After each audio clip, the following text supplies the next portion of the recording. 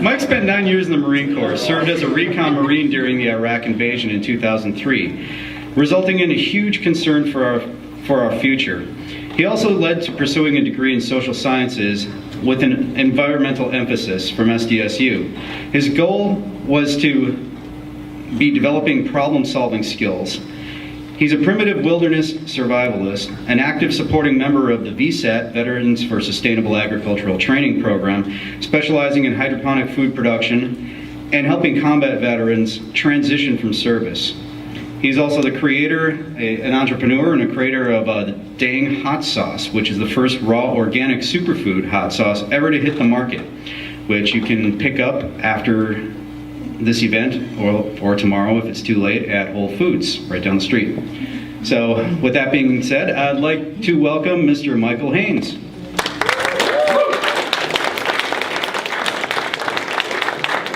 Break this presentation up into two parts. I'm going to talk about the scientific method applied to human concern, and basically I'm going to show you how the scientific method, it generally starts out with asking one question, and then that one question is going to lead to a series of other questions that eventually will lead to the answer to the original question. So I'm going to show you how through the scientific method line of reasoning, we come to the development and the design of that type of social sustainable city model that you see. And so at first I'm going to talk about it, I'm going to have my PowerPoint, and then I'm going to ask everybody to get up and kind of surround the city, and I'm going to discuss some concepts about that. And then I'm going to ask everybody to take a seat again and introduce Dylan Ratigan, and we'll move on. Don pretty much basically touched on a little bit about myself. I came back from the Iraq invasion in 2004, and my big challenge was coming back and converting all of that anger and frustration that I had from the realization that some of the stuff that Will touched on up here. And being a wilderness survivalist, I was pretty much done with society. I was ready to go out in the woods and say, just screw it, And so my kind of inner thing was trying to convert all that energy into channeling it into making myself a problem solver. So I switched that around, turned around, put myself through college. I have a 4-year degree in social sciences with environmental emphasis. And now with the VSAT program, the Veteran Sustainable Agriculture Training, we're doing what pretty much Jock Fresco was talking about, which is taking our military and training them to be problem solvers, because they already have hundreds of thousands of dollars spent on their training. And so that's what we're about. And that's kind of what connected me to Dylan as well. I saw a man there with a high level of personal integrity. And so also I'd like to ask Kyle, Rob, and Dylan to just stand up right quick, because we have two VSAT grads along with myself, and just give them a round of applause. So turn veterans into problem solvers, and I'd like to see that extrapolated to everybody, particularly in this room. So the topic of my talk is the scientific method applied for human concern. Now, that one question that I told you that we're going to start out with, and how that leads to a series of other questions, is in fact, what is our number one goal as a species? What is our topmost priority as a species? Given the fact that scientists estimate that about 98% of all life that's ever existed on this planet is now extinct. Of course, that number is up for some debate, but the point still hits home. The numbers aren't looking good right off the bat. And if you also take into consideration that humanity is directly responsible for another occurring mass extinction event, I mean, we've tainted all of our rivers. There's a trash ball the size of Texas out there in the Pacific Ocean circling around. So now the numbers are doubly not so good against us. And also, an interesting fact, if you take the 4.6 billion years that the Earth has existed and convert that into 46 years, then what that means is that humanity has only existed for 4 hours. That's not even a quarter of a day. And 1 minute ago, the Industrial Revolution occurred. And in that 1 minute time, we've managed to destroy over half the world's rainforest. Not good. So, but there is one thing. There's one thing that I would attribute to humanity that separates us from all of the other species that's ever existed on this planet. The one thing that has pretty much catapulted us to be able to go out in space venture around and come back safely. And that is pretty much our technological achievements. That pretty much sets us apart. So with all that being said, I would say pretty much our number one goal as a species is survival. And survival, so we all want to survive, but we don't just want to survive, we want to prosper and flourish, right? I mean, we have the Declaration of Independence, and this document enshrines our three most basic rights: the right to life, liberty, and the pursuit of happiness. So we want to survive, we want to prosper, we want to flourish. And speaking of survival, that's my area of expertise. As Don mentioned, I'm a primitive wilderness survivalist, and I kind of take it to the extreme. I love to go out in the woods with nothing but a pair of shorts and survive for a few weeks at a time. And so if you take me as I am and throw me out in the woods as is, then there's pretty much a time-tested rule of threes that I live by. It's, show of hands, has anybody ever heard of that? The rule of threes, okay, we got a few out there, but basically the rule of threes goes like this. You can only survive for 3 minutes without air, 3 hours without adequate shelter, 3 days without water, and 3 weeks without food. So with that being said, there's a sacred order of survival that you want to go by. And as you see up there, number one on that list is shelter. If you don't find shelter, you could be dead in a few hours. Hypothermia sets in, you know, it's not a good situation. And then number two on that list is water. You can't survive long without that.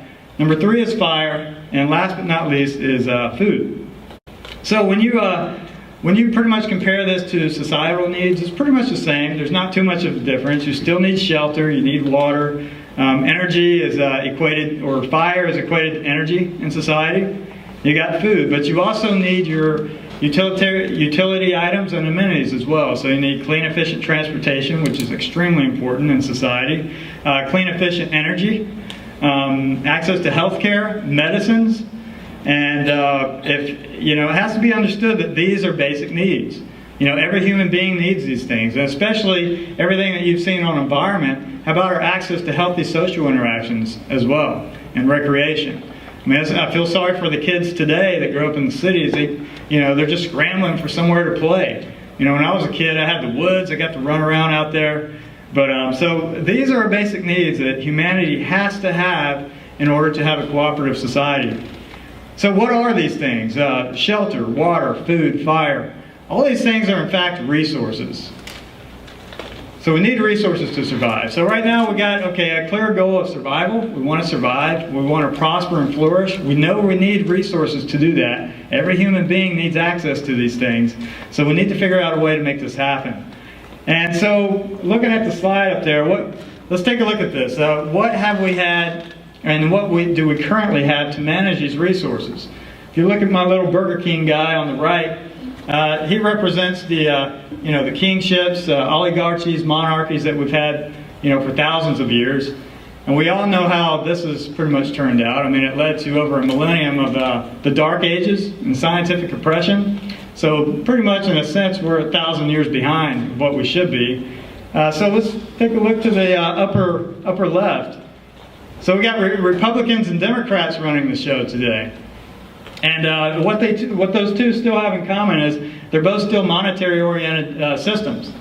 But there's a problem there because right around 1950 we came out with Cybernation. Automation really took its stronghold in 1928. So all of a sudden, the value that which gives money value, being scarcity and competition, we all of a sudden have the ability to transcend that and create a world of cooperation and abundance based on our technical capabilities. So now the monetary structure is in question, especially when you take into the fact that we need something to manage resources. The monetary structure's engine is cyclical consumption, to where you basically have to extract, produce, sell, extract, produce, sell. Then you have to extract, produce, and sell more. Extract, produce, and sell more. There's this constant paradigm of infinite growth, and the numbers don't work out for sustainability for your grandchildren. So, politics. We got politicians up there. And, politicians, there's no scientific relevance in the political protocol. It's based on administrative opinions, which change every, 4 to 8 years, depending on who's in office. Politicians are made up of the three most useless positions when it comes to social concern. They're made up of military men, businessmen, and lawyers. Okay, if we want to solve problems, our leaders need to be composed of social scientists for one, because they understand human behavior, and technicians for two, because they're the ones who solve problems. They're the ones who build hydroponic systems, and they're the ones who build bridges, dams. So this is what we're trying to do, and with VSAT, and then we have bigger plans with turning these veterans into problem solvers, such as I did with myself. So speaking of technicians, and Gino touched on this a little bit. If you look at the slide, the image on the bottom, what about the method in which we build bridges? The method in which we build dams? The method which pretty much set us apart from every other species that's ever existed on this planet, that allowed us to shoot out into space, to walk on the moon. And that method is, in fact, how we were able to do all that is a scientific method. So let's dive into the scientific method a little bit. What makes that so unique? Well, the big thing with the scientific method which makes it so unique is the aspect of testing, because you have factual information that you can test to see if it works or if it doesn't. Simple as that. You start out with an observation, go to a hypothesis and a prediction. And then if you have to test those predictions, if it's not consistent with the hypothesis, then you modify it. Once it becomes consistent, it becomes a scientific theory. And taking a closer look at it, you have your observation, moving from the top bottom, you have your observation, hypothesis, and experiment. You have your control group and experimental group. You then get your results, find out if it's inconsistent with the hypothesis. If not, you revise the hypothesis and pretty much do that sequence over again. If you get results that are solid, and the evidence supports the hypothesis, then that has to be repeated by others to prove that it really works, it's testable. And then it becomes a scientific theory. And that's very important to understand with science, not a scientific fact. The term scientific fact is really a misnomer. There's no absolutes in science. It's a scientific theory, and that's what makes it unique, because there's no ego. It's always subject to testing and to be proven wrong. So, and then of course you see it's not finished. You keep going on with further experiments. Okay, so what you see up here, this is basically the mentality, the mindset that's prevalent today in our society. With politics running the show, we have basically a faith ideological approach that's given to us from our politicians and mainly our religious establishment as well. So basically it pretty much starts out like this. You get an idea, you ignore contradicting evidence, keep the idea forever, and that's it. That's the end. And it's pretty simple, so it probably works for a lot of people. That's probably why a lot of people do it. But, like I was saying, the big difference is that the faith ideological approach enforces and pushes their beliefs right off the bat. They're pushing it and enforcing it. But science attempts to prove itself wrong right off the bat. Huge difference. And the reason why that is because, we don't want to look like a bunch of goofballs in the future for following some kind of a plane of thought that's, we later find out that's wrong. Okay, so in establishing this new system, again, recapping, we got our goals. Our goals are to survive and prosper. We know we need resources. We know we need to manage these resources. Now we have a scientific method to apply for intelligent resource management. And this has also been known as a resource-based economy, because you're intelligently managing the resources. There's no need for money. Let's just go straight to the resources and manage that for access abundance. So the next question that comes to mind, now that we have all these things set up, is what do we have and what do we need? So we know we have an entire planet full of amazing resources. But we gotta manage those correctly, because they're infinite resources, right? We can't have an infinite growth paradigm. It's going to bite us in the ass later on. Okay, so what do we have? A whole planet full of resources. What do we need? What do we need to support? Well, we got to support 7 billion people with an expansionally increasing population. So we have to deal with that. So first thing, scan the planet, find out what we have where. If we have geothermal harvesting areas right there, then we're strategically oriented as such. If there's wave power capabilities, maybe some copper deposits over here. So we take all that information, extrapolate it, and then strategically implement production and distribution accordingly. Now, next big step is we have to connect all of this to the city system itself. And we have technologies such as pneumatic tube transport and maglev technology. And I don't know if anybody's really familiar with maglev, but maglev, there's a company called ET3 that has a two-base, that they've created a two-base maglev that has been clocked to 4,000 miles per hour. So what that's saying is basically we can go from here to Washington, D.C. in a matter of 30 minutes. We can go from Washington, D.C. in China in a matter of 2 hours. So this is the future of intercontinental travel, and it exists today. All right, so connecting all this to the social unit of humanity, which is the city system, is extremely important to make sure that we get this city system designed right. And because that is the social unit of humanity. We want people to have access to things. And these would be the most efficient possible, unlike our city systems today. They're torn apart. I mean, you know, if you don't believe that, just ask a plumber. He'll tell you. All right, so right off the bat, we want to deal with that exponentially increasing population. So our city systems need to be university cities. We need to have a value system to where the highest education is the #1 priority.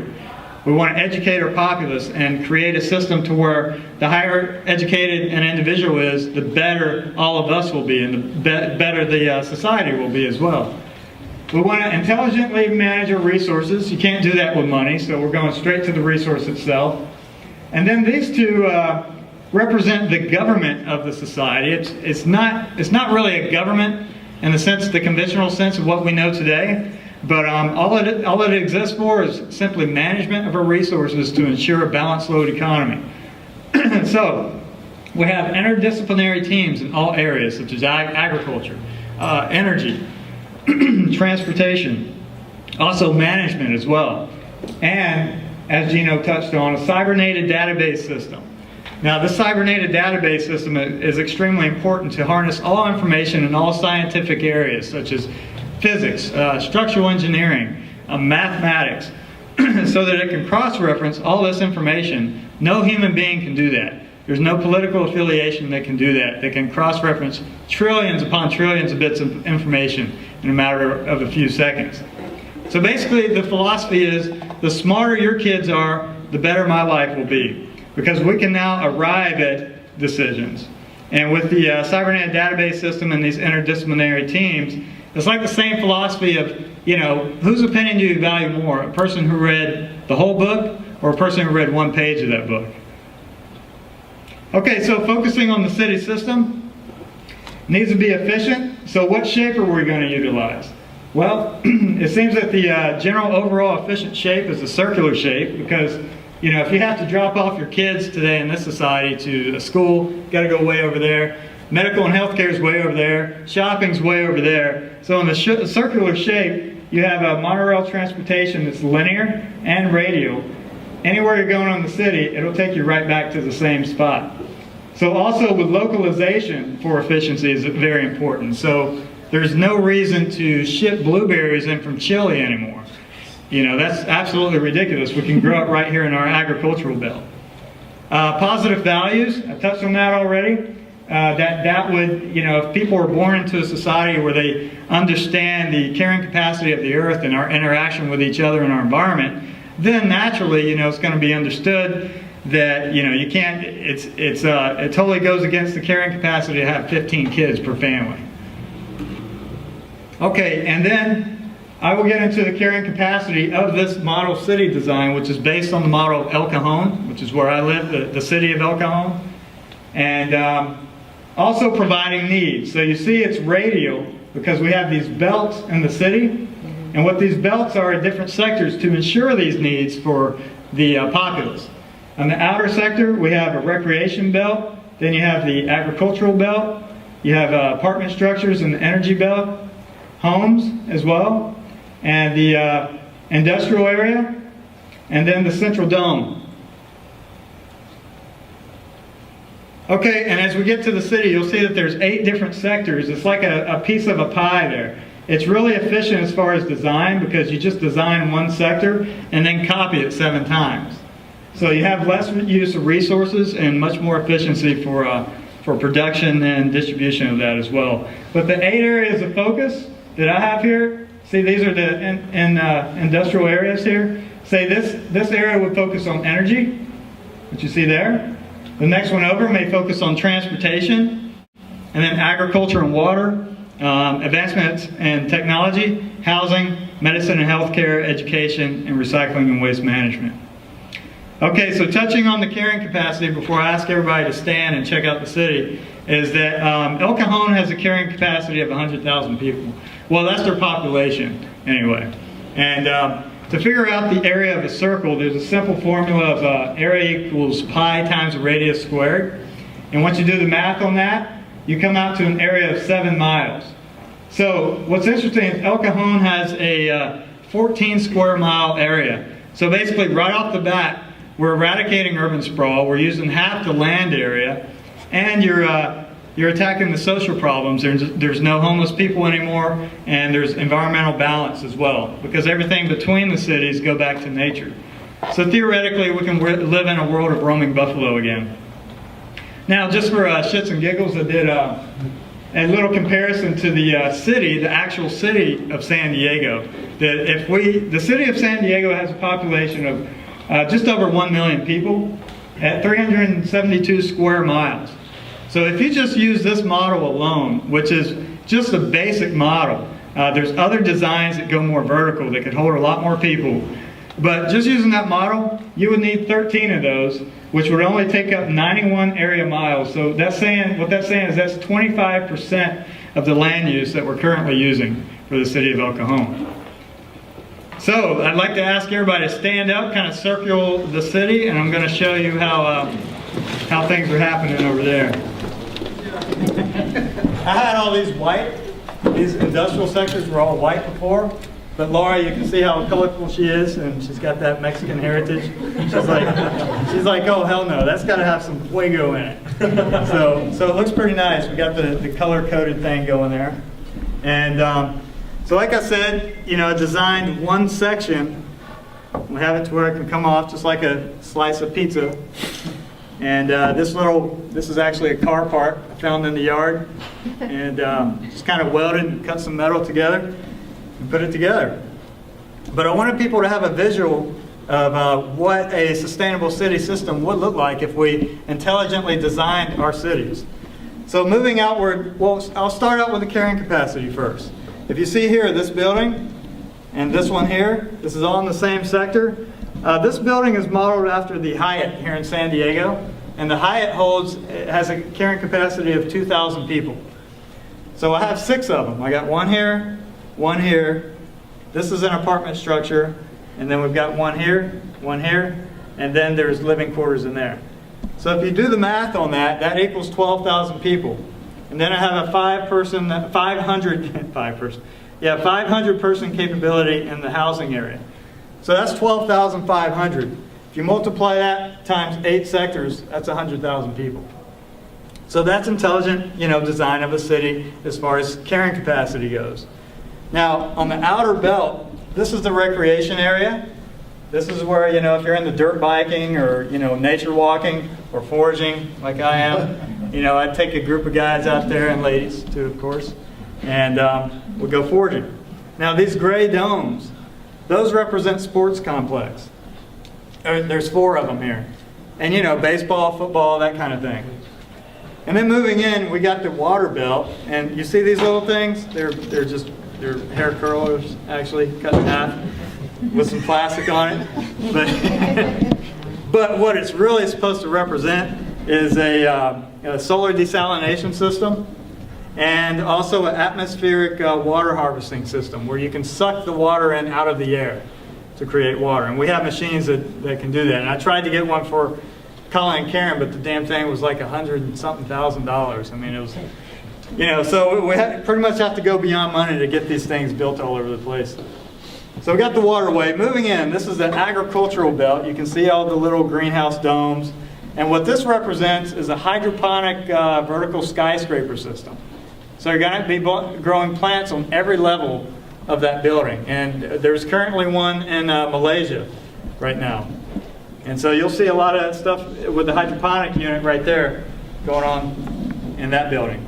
So moving in, we've got the solar, the energy belt, which depending on the geographical location of the city, You know, we may be using geothermal, it may be wave power, wind, whatever the case may be. In this case, it was easier, you know, to cut popsicle sticks and make some solar receptors there. And then we've got apartment structures as well. So, and here you see the housing belt. All these little white domes represent homes. You know, and they're supposed to be strategically oriented. There's winding streams in there and vegetation. It's supposed to be oriented to where you can't really see other buildings and, you know, to where you feel like you're in nature instead of in a city. So, and our technology today of building homes is amazing. I mean, we have basically 3D printing on steroids called contour crafting. We have extrusion capabilities. Jock Fresco built one of these, which I had the pleasure to go out and visit and check out his home. And basically all it is it's a pre-stressed reinforced concrete, foam concrete with a flexible ceramic outer coating. So this thing is impervious to weather, it's termite proof, it's fire proof. I mean, that would be amazing out here with our fires that we have. So there's no reason why we need to use hammer and nail anymore to build these things. And then moving inboard, we have another recreational belt for people that are contributing their time in the industrial sectors. You know, these little structures here represent buildings that may have, you know, racquetball, swimming areas, and stuff like that. And then the industrial sectors, if you look on the cards, that represents the discipline and focus for that particular area. So if you're in, say, education and awareness, which that's, you know, I might be in that area, I would probably live and work in these industrial sectors here. Then we've got art and music centers and the Central Dome. The Central Dome is basically the center hub for the transportation units, which is represented by these linear white lines, and radial as well. And now with their technology with people movers, I don't know if you've ever been to Disney World in Florida, but there's this ride, it's called the People Mover, that basically, it can, say you live in this dome here, you can call up the People Mover, and it's pretty much like a little vehicle that will come out along the track right to your home, pick you up, you tell it where you want to go, and it'll just take you right directly to the building you need to go to. So with that type of mindset, you know, you're not attacking the symptoms of the problem of, you know, the 50,000 deaths that we have per year here in the United States, which plagues our youth with traffic accidents. Design out the problem so they don't exist. So that's the mentality that we have with this type of approach. And the central hub, that's where pretty much the, you know, interaction, most human interaction is occurring for, you know, shopping, healthcare, and general product awareness and that kind of thing. So all right, that's the city system, and I'm going to go ahead and introduce my brother Dylan Ratigan, and if you guys can take your seats, we will kick this off.